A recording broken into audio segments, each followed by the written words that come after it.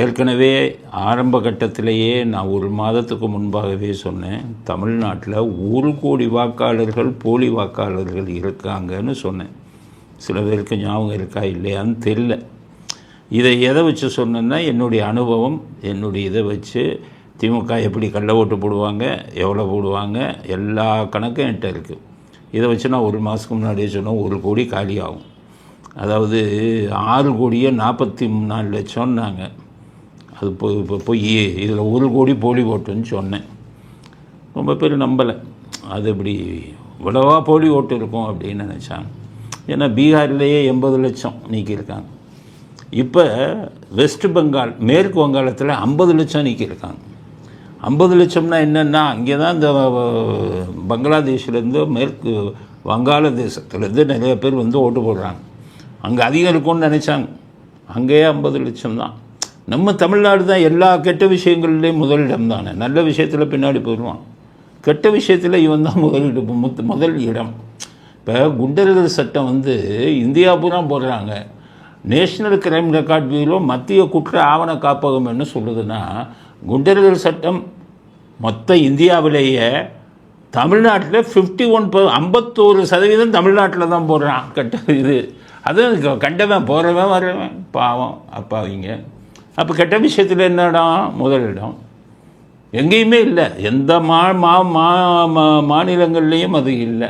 ஏன்னா அங்கே வந்து குற்றவாளியை மட்டும் உள்ளே போடுவான். இங்கே பிடிக்காதவன், தனக்கு வேண்டாதவன், ஏன்னா அவன் தான் விட்டுட்டு போகிறான்ல, திருப்பி அடித்தானா தானே இப்போ வழி தெரியும். யாரும் திருப்பி அடிக்கிறது இல்லை.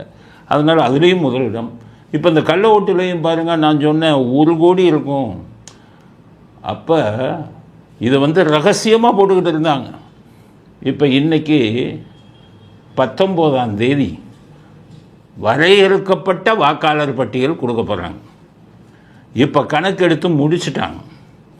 19ஆம் தேதி ரிலீஸ் பண்ணுவாங்க இதுதான் அப்படின்னு. அப்போ என்ன கணக்கு வந்து இப்போ வந்த செய்தி என்ன சொல்லுதுன்னா, இதுவரை வாக்காளர்கள் எண்ணிக்கை தமிழ்நாட்டில் 6,44,00,000.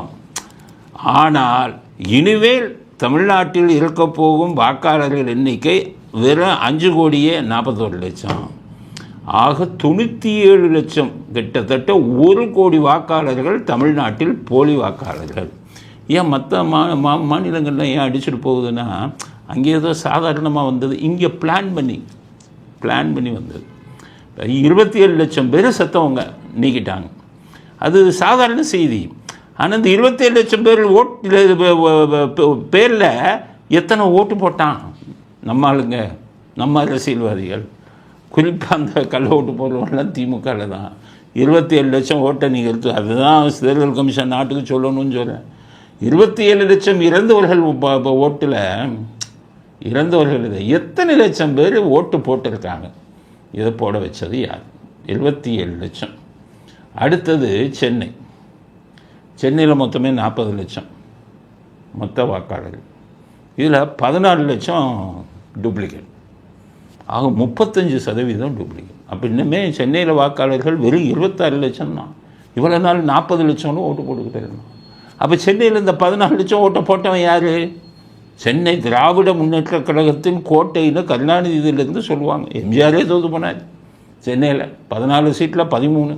ஆனால் எம்ஜிஆருக்கே தெரியல, எல்லாம் கள்ள ஓட்டு வச்சுருக்காங்கன்னு தெரியல. இப்போ தான் வெளியில் வருது எல்லாம். அப்படியே 2005க்கு அப்புறம் 20 வருஷமாக செத்தவதை பூரா எடுக்கலை. சென்னையில் 14 லட்சம் முடிஞ்சு போச்சு மொத்தம் 40 லட்சத்தில். அப்போ கிட்டத்தட்ட எத்தனை சதவீதம்னு பார்த்தீங்கன்னா 35% வேறு சென்னையில் காலி. கண்டுபிடிக்க முடியாதவர்கள் 13,60,000. கண்டுபிடிக்க முடியாதவர்கள்னா எப்படி? அவன் பேர் இவன் பேருன்னு சொல்லி இவங்க சேர்த்தது அரசியல்வாதிகள். அவன் ஒருத்தன் இருந்தால் தானே, அந்த பேரில் ஒருத்தன் இருந்தால் தானே இவர்களாக அவங்க பேரை கொடுத்துருது. அப்படி நிறைய பேரை சேர்த்து விட்டாங்க. இப்போ கணக்கில் எடுத்தால் 13,60,000 பேர் பேரில் இருக்க ஆளை காணும். அப்போ இந்த ஓட்டெல்லாம் எவன் போட்டது? 13 லட்சம். அதுக்கடுத்தது டபுள் என்ட்ரி, ஒரே ஆள் பேரில் 4 லட்சம். பார்த்திங்கன்னா ஒரே ஆள் பேரில் 2, ஒரே ஆள் பேரில் 3. இதை செஞ்சவன் யார்? உங்களுக்கு தான் தெரியுமே, இந்த வேலையெல்லாம் யார் பண்ணுவாங்க? இதெல்லாம் போட்டாங்க. மேற்கு வங்காளத்தில் வந்து நீக்கப்பட்ட வாக்காளர்கள், போலி வாக்காளர்கள் 50 லட்சம். ஃபஸ்ட் பிளேஸில் இருந்த பீகார் வந்து 80 லட்சம் நீக்கப்பட்டவர்கள் எல்லாத்தையும் அடித்து முன்னுக்கு வந்தது தமிழ்நாடு. போலி வாக்காளர்கள் மொத்தம் 1,97,00,000 தாண்டி இருக்கு. சரி, இப்போ நம்ம என்ன பண்ணோம்னா, இந்த 97 லட்சம் வாக்காளர்கள் ஓட்டெல்லாம் யாருக்கு விழுந்தது? இப்போ சமீபத்தில் எம்பி தேர்தல் நடந்தது 2024, 40க்கு 40 திமுக. இந்த 97 லட்சம் ஓட்டை யார் போட்டா, யாருக்கு போட்டா கண்டுபிடிச்சிங்கன்னா, அப்போ 40க்கு 40 பொய்யா இல்லையா? புரிஞ்சுக்கணும், நான் யாரையும் தாக்கி சொல்லலை, பொய்யா இல்லையா? 2021 சட்டசபை தேர்தலில் திமுக ஆட்சியை பிடிச்சது. இந்த 97 லட்சம் ஓட்டில் எத்தனை ஓட்டு வந்து விழுந்தது திமுகவுக்கு? அப்போ போலி வாக்கு தானே. அப்போ மக்கள் பிரதிநிதிகளா என்று ஆண்டு கொண்டிருப்பவர்கள் மக்கள் பிரதிநிதிகளா? முடிவு பண்ணுங்கள். 2019 40க்கு 40 எல்லாம் இந்த 97 லட்சம் பண்ண வேலை.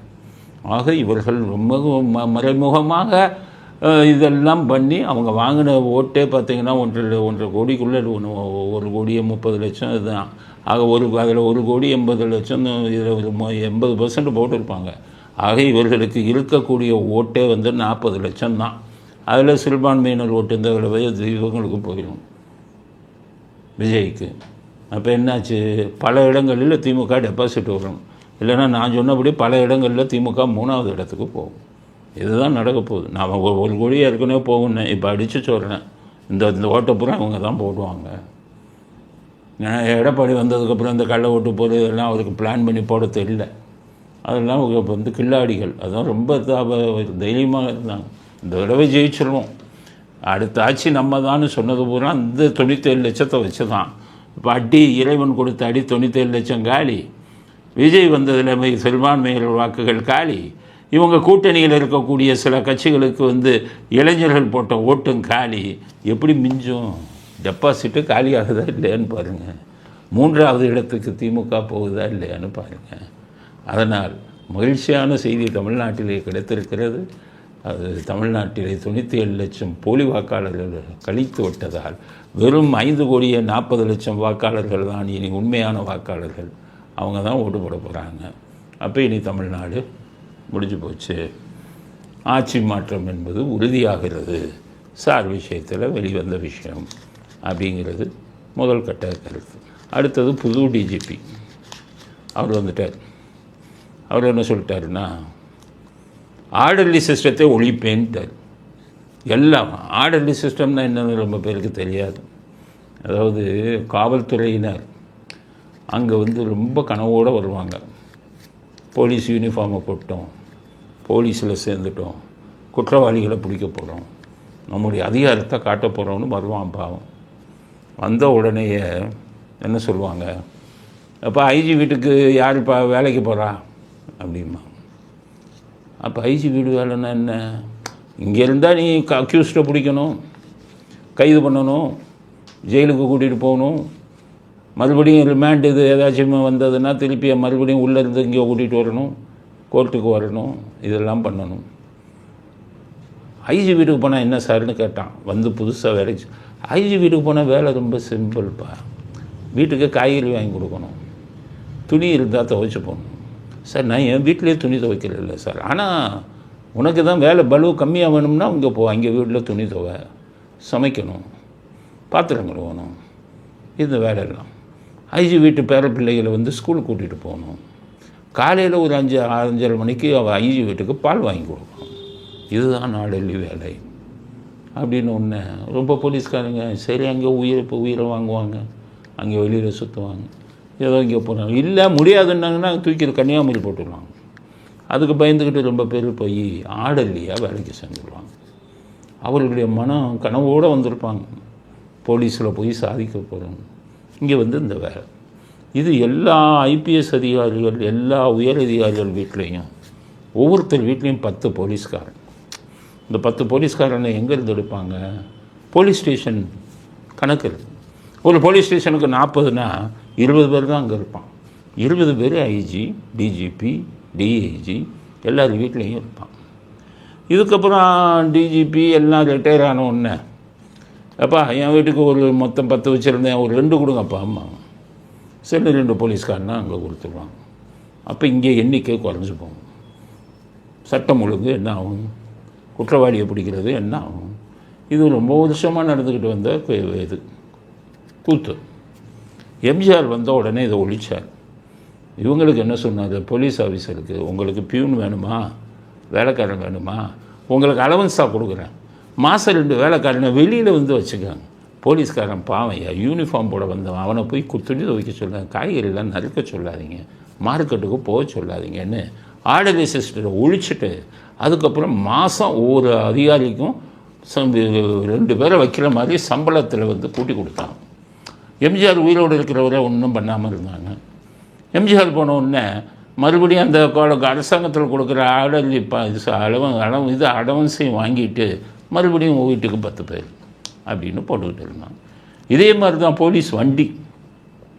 ஒவ்வொரு போலீஸ் ஸ்டேஷனுக்கும் பார்த்திங்கன்னா 4-5 வண்டி கொடுப்பாங்க. இன்ஸ்பெக்டருக்கு ஒரு வண்டி, நைட் ரவுண்ட்ஸுக்கு ஒரு வண்டி.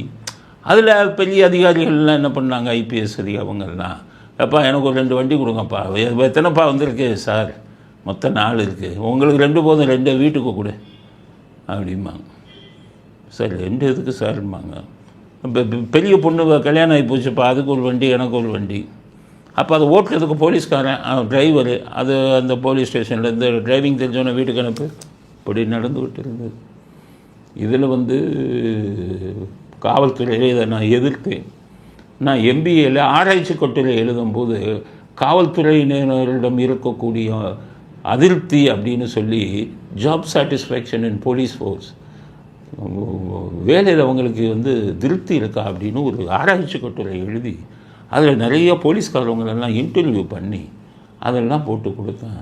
கீழே இருக்கிற போலீஸில் 90% இந்த வேலையில் இருப்பதற்கு அவர்களுக்கு பிடிக்கவில்லை. அதில் அவர்கள் சொல்லும் பல காரணங்களில் ஒரு காரணம், அதிகாரி வீட்டில் எங்களை வேலை செய்ய சொல்கிறாங்கன்னு, இதை ஒழிக்க வேண்டும் அப்படின்னு கொடுத்தோம். அப்போ உடனே அடுத்த நாளே என்ன ட்ரான்ஸ்ஃபர் பண்ணிட்டாங்க. அது பத்திரிக்கையில் வெளியில் வந்தது. கருணாநிதி பிறந்தார் 98 99 கருணாநிதி இருந்தார். அவரும் அந்த கட்டிலையை படித்திருக்கிறார். மறுநாள் என்னை ட்ரான்ஸ்ஃபர் பண்ணோம். அவரே ஃபோன் பண்ணி ஏன் அவரை பண்ணீங்கன்னு கேட்டிருக்காரு அதிகாரிகள். இல்லை அது வேறு விஷயமாக பண்ணியிருக்கணும்னு விட்டுட்டார். எனக்கு நீதி கிடைக்கல. கேட்டிருக்காரு, அதுக்கே பாராட்டணும். ஏன்னா பத்திரிகையை ரெகுலராக படிப்பார். ஏன் அவரை மாற்றினீங்க? அப்போ அவர் அந்த கட்டுரையை பார்த்துட்டு அவர் திருப்தி ஆகியிருக்காரு. அவர் சொல்கிறது ரைட்டு. ஆனால் இவங்க ஏமாற்றிட்டாங்க. சார் அவரை வேறு காரணங்களுக்காக மாற்றினோம் அப்படின்னு. அப்போவே நான் குரல் கொடுத்தேன். அதுக்கப்புறம் நிறைவேறாத கனவாக இருந்தது. இப்போ புது டிஜிபி அபய்குமார் சிங் வந்த உடனே இன்றைக்கி அறிக்கை விட்டார், எந்த அதிகாரி வீட்லேயும் ஆர்டர் இருக்கக்கூடாது, எல்லாத்தையும் திருப்பி அனுப்புன்ட்டு. ஓய்வு பெற்ற அதிகாரி வீட்டில் கூட இருக்கக்கூடாது, எல்லாத்தையும் திருப்பி அனுப்பு அப்படின்னு சொல்லிவிட்டார். அதனால் நல்ல ஆரம்பம் அவர் பண்ணது மிக மிக பாராட்டத்தக்க விஷயம். எல்லோரும் வந்துடுவாங்க. அப்போ இதோட ஒழிஞ்சிடணும்னு நினைப்பீங்க. அது ஒரு மாதம் இருக்கும். திருப்பி பழைய கதை. அங்கேருந்து ஃபோன் பண்ணுவாங்க, என்னப்பா வீட்டில் 10 பேர் இருந்தாங்க. 10 பேர் போலீஸ்காரரும் ஒரு ஐபிஎஸ் அதிகாரி வீட்டில் தேவையா? யோசிங்க. என்ன ராஜபரம்பரையிலையா இருந்து வந்தீங்க? ராஜாக்களுக்கு தான் 10 பேர் நம்மளாம் வேலைக்காரங்க வைக்க முடியுமா? ஓசியில் 10 பேர் வச்சிங்கன்னா சட்டம் ஒழுங்கு அந்தந்த காவல் நிலையத்தில் என்ன சந்தி செலிக்காதா? இதை எதிர்த்தவன் நான் அப்போவே. அதனால் பல பிரச்சனைகளுக்கு நான் ஆளானேன். நான் அதை பற்றி கவலைப்படல, மனசாட்சியுடன் எதிர்த்தேன். இப்போ அது நிறைவேறி இருக்கிறது. அபய்குமார் சிங் அவர்களுக்கு நம்முடைய பாராட்டுதலையும் வாழ்த்துக்களையும் தெரிவித்துக் கொள்கிறோம். மனசாட்சிப்படி ஒரு நடவடிக்கை எடுத்திருக்கிறீர்கள். அதே சமயத்தில் அபய்குமார் சிங்குக்கு ஒரே ஒரு வேண்டுகோள், அந்த கேஎன்எல் விஷயத்தில் ஒரு எஃப்ஐஆர் போட வச்சுட்டீங்கன்னு வைங்க. அது தமிழ்நாட்டு மக்கள்லாம் அவங்கள பாராட்டுவாங்க. ஆனால் போலீஸ் எஃப்ஐஆரே போட மாட்டேங்க, இடி சொன்னாலே போட மாட்டேங்க. அப்போ நமக்கு இது என்ன ஆகுது? நீங்கள் ஒரு கம்ப்ளைண்ட் கொடுத்து சார் சிஎஸ்ஆர்னா உங்களை கேட்குற கேள்வி, சிஎஸ்ஆராவது மண்ணாங்கட்டியாவது போடாமல் அது பதிவு எஃப்ஐஆருங்கிறதே கிடையாது. போய் கொடுத்தா என்ன சொல்லுவாங்க, நான் நல்லா கேட்டுக்கங்க. நீங்கள் போய் பக்கத்து வீட்டுக்காரன்ட்ட ஃபோன் கொடுக்குறீங்க, பக்கத்து வீட்டுக்காரன் உங்களை அடிச்சிட்டான், மண்டையில் ரத்தம், நீங்கள் போய் ரத்தத்தோடு நின்று பக்கத்து வீட்டுக்காரன் அடிச்சிட்டான் அப்படின்னா அப்படியா அப்படின்ட்டு அவனை கூப்பிடுவான். ஏன் அடித்தேன் சார்? அவரும் என்னை அடித்தார் சார். அப்படியா? அப்படின்னா அவர் ஒன்றே அடித்தாருன்னு நீ ஒரு புகார் கொடு. உடனே அவன் சார் புகார் கொடுத்தா நீ குடியா, அப்புறம் வந்து என்னை கவனி அப்படின்வான். அவன்கிட்ட புகாரை வாங்கிட்டு இவனை கூப்பிடுவாங்க, ரத்தத்தோடு இருக்கிறவனை. அவனை அடித்தான்ப்பா, உண்மைதான், அவன் மேலே ஒரு எஃப்ஐஆர் போட்டுடுறேன். ஆனால் நீ அடித்தேன்னு அவன் சொல்லி புகார் கொடுத்துருக்கான்ப்பா, புகார் கொடுக்க சொன்னதே இவர் தான். அதனால் அவர் மேலே ஒரு எஃப்ஐஆர் போட்டுடுறேன்னு ஒன்று, ரத்தம் அடித்தவன் சார், நான் அடி வாங்கினவன் சார், என் மேலே எஃப்ஐஆர் போட்டு என்னை ஜெயிலில் தள்ளினா என்னப்பா அவன் சொல்கிறானே. இப்போ சார் வேணாம் சார், என் புகார் வேணாம், ஒன்றும் வேணாம், எஃப்ஐஆர் நான் அடி வாங்கினது என்னோட இருக்கட்டும் சார், இன்னும் புகாரை வாங்கிட்டு போயிடும். இப்படி புகார் எந்த புகாரையும் ரெஜிஸ்டர் பண்ணுறது இல்லை. ஆனால் ரெஜிஸ்டர் பண்ணுறது 10% கூட இருக்காது வர்ற புகாரில். ஆனால் அமலாக்கத்துறை சொல்கிறான் ஆதாரத்தோட முடியாது அப்படின்னு இருக்காங்க. அபய்குமார் சிங் நல்ல இவராக இருக்கார், அதிகாரியா. அதனால் அவருக்கு நாங்கள் விடுக்கும் வேண்டுகோள் இதுதான், முதல்ல இதை பண்ணுங்கள், புகாரை பதிவு செய்யுங்கள், எஃப்ஐஆர் போடுங்க நேரு மேலே. ஒன்று. ரெண்டாவது, யூடியூப்பில் பேசுகிறவனை பூரா ஜெயிலுக்கு அனுப்பிக்கிட்டு இருக்காங்க. அதுவும் குறிப்பாக சென்னை மாநகர போலீஸ் ரொம்ப மோசமாக நடந்துக்கிட்டு, பொய்யான இதெல்லாம் போடுறாங்க, இல்லாத இதெல்லாம் கொண்டு போகிறாங்க, இவங்களே ஆள் செட்டப் பண்ணி எல்லாம் கொண்டு வர்றாங்க. ஜாதியின் அடிப்படையில் உறவு வச்சுக்கிறாங்க அதிகாரிகளும் அரசியல்வாதிகளும், மற்றவர்களை பழி வாங்குகிறாங்க. மோசமான விஷயம். குண்டர்கள் சட்டம் கண்டபடி போட்டுறாங்க, கோட்டா சிஸ்டம் வச்சு. இதெல்லாம் முதல்ல இது பண்ணி நாட்டு மக்களில் அப்பாவிகளுக்கும் இவங்களுக்கும் இது இல்லாமல் பார்த்துக்கங்க. அது மிக முக்கியமான விஷயம். சென்னை மாநகரத்தில் மிக மோசமாக நடந்து கொண்டிருக்கிறது இந்த பிரச்சனை. இது எனக்காக பேசலை, மற்றவர்களுக்காக நான் பேசுகிறேன். யார் எப்போ ஜெயிலுக்கு போவானே தெரியாது, வாயவே திறக்கக்கூடாதுங்கிறாங்க. இன்றைக்கி சவுக்கு சங்கர் இதில் போய் ஆஃபீஸில் போய் இந்த கம்ப்யூட்டர்லாம் இது பண்ணியிருக்கான். என்னென்னா, ஏன் உபயோகிச்ச, அவள் ஜெயிலுக்கு போனதுக்கப்புறம் ஏன் வீடியோ போட்டான், அப்போ வீடியோவே போடக்கூடாது, யூடியூப்லேயே நீங்கள் பேசக்கூடாது, பேசுனா உன்னை இதெல்லாம் சீஸ் பண்ணு. இப்படி ஒரு அநியாயம், அக்கிரமம், அராஜகம் உலகத்தில் எங்கேயுமே நடக்காது, எந்த போலீஸ்லையுமே. இவ்வளவு கீழ்த்தரமாக போய்விட்டது. ஸோ புதிதாக வந்திருக்கும் டிஜிபி அபய்குமார் சிங் இதையும் கவனிங்க. ஜனநாயக நாடு, இதில் பழி வாங்கும் ஒவ்வொரு அதிகாரியையும் தண்டிங்க, அவர்களை சிறைக்கு அனுப்புங்க. ஆட்சி மாற்றம் வந்தவுடன் எந்தெந்த அதிகாரிகள் தப்பு செஞ்சாங்கங்கிறத நோட் பண்ணி வச்சுருக்காங்க 2 பேர். விஜயும் நோட் பண்ணி வச்சுருக்காரு, எடப்பாடி பிஜேபியும் நோட் பண்ணி வச்சுருக்காங்க. அமித்ஷாட்ட லிஸ்ட்டே போயிருக்கு, யார் எந்தெந்த அதிகாரிகள் பண்ணுறாங்க அப்படின்னு அமித்ஷாட்ட லிஸ்ட்டே போயிட்டு. அது நீதிபதிகளுக்கும் எல்லாருக்கும் தெரியும் எந்தெந்த அதிகாரிகள் இதை பண்ணிக்கிட்டு இருக்காங்க. எல்லோருக்கும் திரும்ப இது கிடைக்கும். அந்த நல்ல பணியை அபய்குமார் சிங், புதிதாக வந்திருக்கும் அபய்குமார் சிங் நிறைவேற்றணும். அநியாயம் அக்கிரமம் பண்ணி பேசுகிறவங்களெல்லாம் உள்ளே தள்ளும் கலாச்சாரத்தை இது பண்ணணும். உச்சநீதிமன்ற வழிகாட்டுதலின்படி காவல்துறை செயல்பட வேண்டும். அதை புதிய டிஜிபியாக வந்திருக்கும் அபய்குமார் சிங் நிறைவேற்ற வேண்டும் என்பது எங்களது அடுத்த கோரிக்கை.